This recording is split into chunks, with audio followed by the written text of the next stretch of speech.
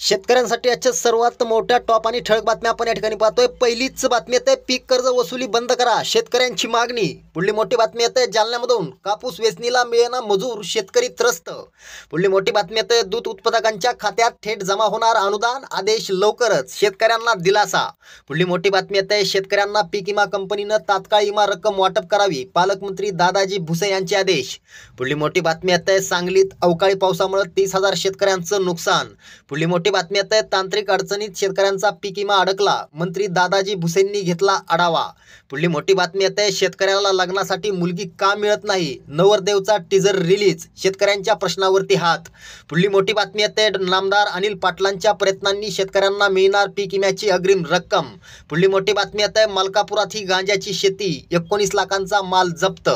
पुढली मोठी बातमी येते, राज आणि उद्धव ठाकरे यांनी शेतकऱ्यांच्या प्रश्नावरती एकत्र यावं, बीडमधील शेतकऱ्यांची माहिती। या होत्या सर्वात मोठ्या टॉप आणि ठळक बातम्या। व्हिडिओ आवडला तर नक्की शेअर करा।